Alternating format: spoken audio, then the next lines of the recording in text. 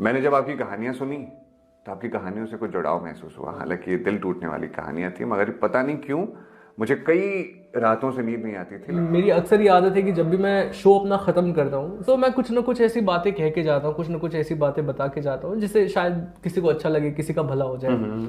अब अगर मैं बनारस शहर में अगर सुबह सुबह शो कर रहा हूँ, hey guys what's up, I hope you guys are awake and now let's party, let's wake up yo, वो तो भाई नहीं चलता यार। सब 20 गाली नहीं 200 गालियां देंगे आपको। अच्छा, ये कूल डूड वाला किस्सा बड़ा गजब हुआ था मेरे साथ। तो एक आरजे था, कुछ ऐसे बोलता था, यो गाइस आज मैं सुबह उठा और उसके बाद मैंने देखा कि मैं थोड़ा लेजी लेजी फील। मैंने कहा क्या कर रहा है ये आदमी, जो ठीक से ना बोल रहा है।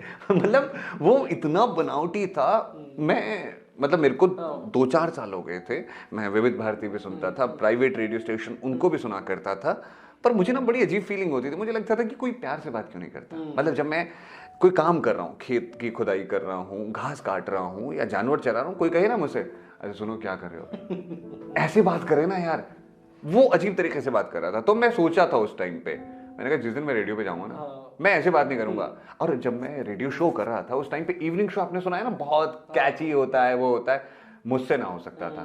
तो मैंने ना यही बोला, मैंने कहा देखिए मैं ना ये यो कूल डूड हुई नहीं, मैं हूँ गाँव का लड़का, तो मैं आराम से और प्यार से बात करने का पक्षधर हूँ। तो जब बनारस पे भी मैंने शो शुरू किया था तो उस टाइम पे बनारस पे बहुत आरजेस का जो लेवल था, वो बहुत बेहतरीन आरजे हैं, मैं गलत तो नहीं कहूँगा, लेकिन उनका स्टाइल बहुत ज़बरदस्त था और वो बहुत हाई बोलने वाले थे।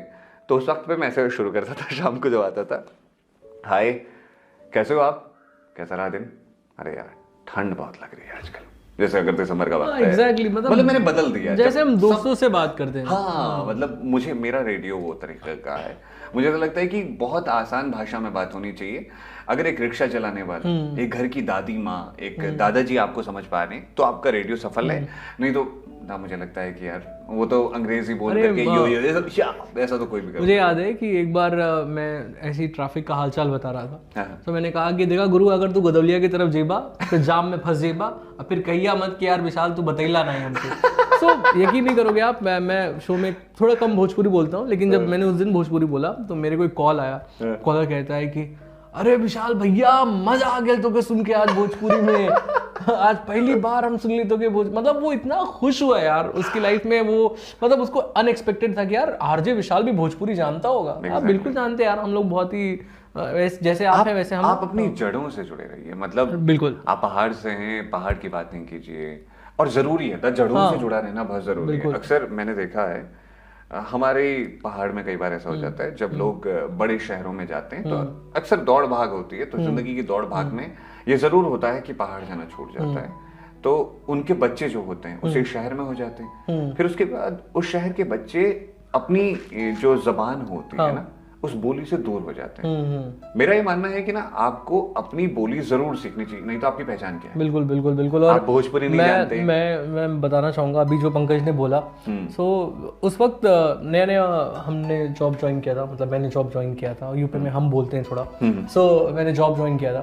सो मेरी एक फ्रेंड थी, उसका दिल्ली में किसी इंजीनियरिंग कॉलेज में हुआ था, तो 3-4 महीने के लिए वो वहां पर थी।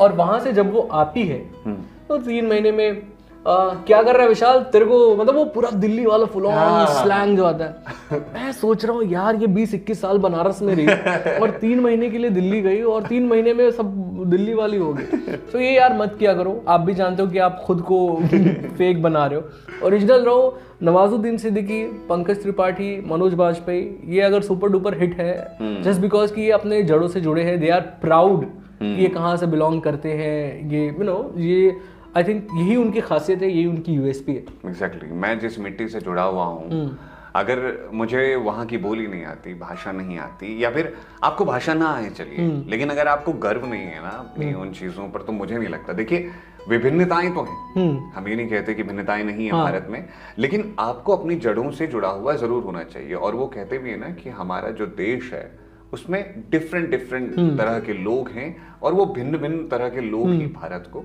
अलग बना दे। और नया कैसे आएगा, जब ये जो कथाएं होती हैं, अगर हम फोक टेल्स की बात करें, अगर वो नहीं होंगी तो कहानियां कहाँ से निकलेंगी? अब सब कुछ आप दिल्ली, मुंबई इन जगहों पर तो नहीं ढूंढ सकते। इन जगहों पर नहीं ढूंढ सकते। और बनारस कह लो, दिल्ली कह लो, नैनीताल कह लो, हर जगह की अपनी एक खासियत है। एग्जैक्टली। तो वहाँ के जो लोकल लोग हैं उनको उस जगह की खासियत बताने दो।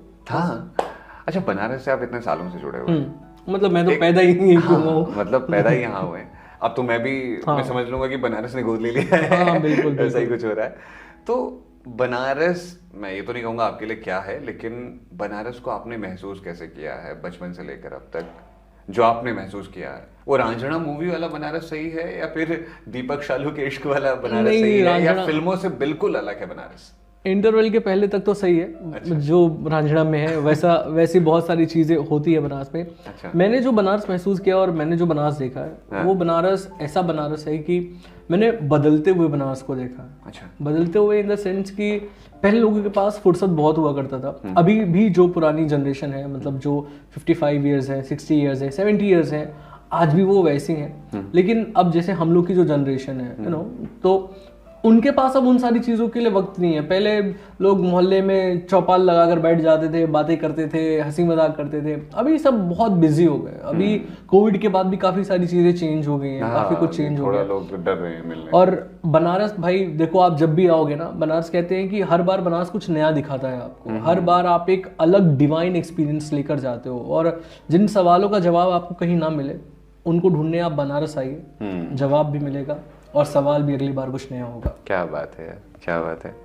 बनारस के बारे में हमारे वहाँ कहते हैं कि जब कोई तीर्थ से आए, बनारस से, हरिद्वार से, ऋषिकेश से, तो आप उसके पांव छू लीजिए। हाँ। तो आपका तीरथ जाना हो जाएगा। हाँ, हाँ। ये एक किस्सा मैं बताना चाहता हूँ। तो मेरे साथ हुआ था, मैंने पंकज को शेयर भी किया था कि मैं हैदराबाद में था और वहाँ पर मैं डोसा खा रहा था। मेरी आदत है कि मैं जब भी ऐसी छोटी दुकानों पर जाता हूँ, मैं बात करने लगता हूँ, जो शॉपकीपर्स होते हैं उनसे बात करने लगता हूँ। सो आंटी से बात करा था, आंटी ने बताया उनकी फैमिली ये वो। फिर मेरे से पूछा कि तुम कहाँ पे रहते हो। हिंदी उनकी उतनी अच्छी थी नहीं। मैंने बनारस बोला, मैंने बनारस बोला। अच्छा बना, मैंने कहा आपने सुना बनारस? हाँ हाँ सुना है। फिर मैंने कहा कि हाँ वो काशी धाम जो, हाँ काशी धाम, मतलब उनको काशी धाम ज्यादा पता है बनारस से ज्यादा, वो काशी जानते हैं।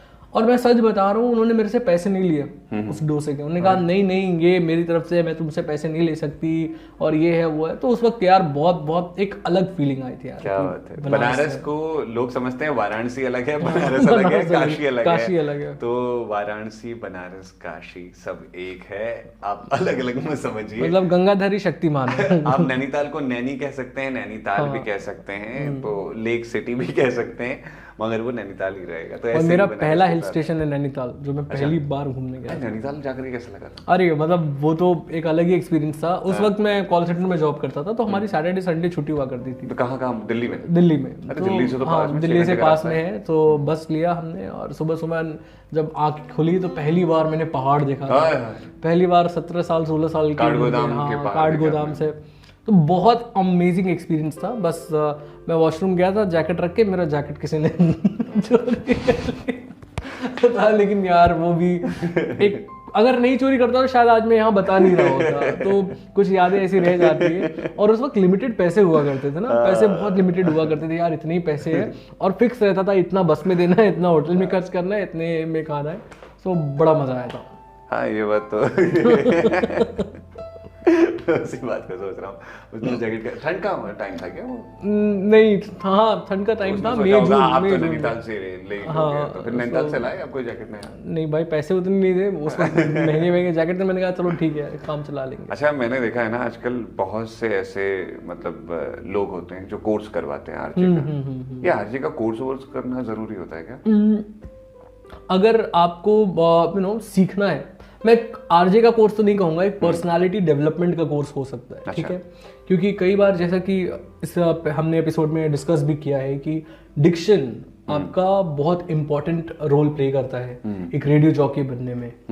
सो वो चीज़ें अगर आपकी थोड़ी बहुत ख़राब है तो उसे वो सही करते हैं। ठीक है, आपको सोचने का एक तरीका वो बता देते हैं कि आप इन तरीके से भी आप चीज़ों को सोच सकते हो। और एक डिलीवरी होती है, आप हो सकता है कि थोड़ी बहुत कमियां होती है ना, वो आपको पॉलिश कर देते हैं।